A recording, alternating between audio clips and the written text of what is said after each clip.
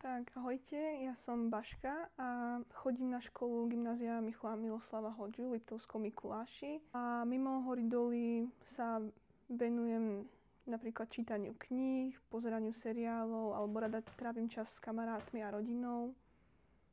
A tak.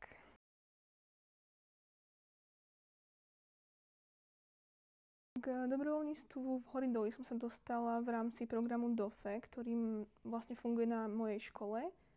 A vlastne začala som tu dobrovoľničiť v rámci dobrovoľníctva v programe DOFE, ale v Hory Doly fungujem aj po skončení programu DOFE. A v Hory Doly už som necelý rok.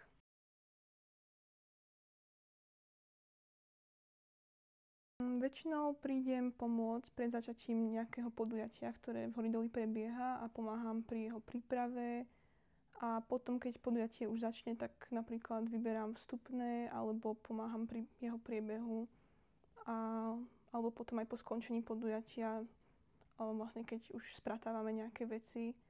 A takisto ešte sa podielam na organizácii môjho vlastného podujatia Knižný swap, takže tomu sa tiež venujem.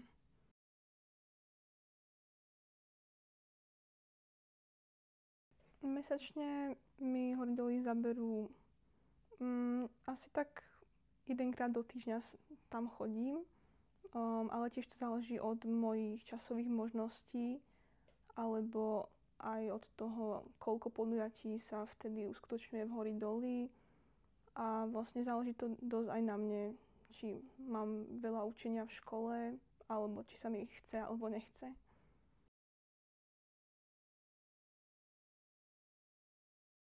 Podľa mňa by mal mať dobrý dobrovoľník vlastne tieto vlastnosti.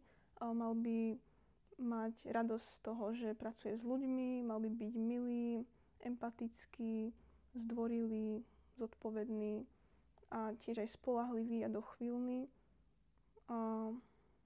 Tak.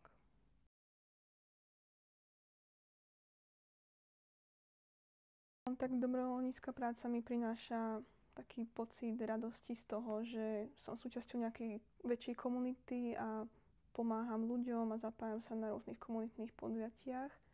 A takisto som pri dobrovoľníctve v Hory Doly spoznala veľa nových skvelých ľudí. Našla som si aj kamarátov.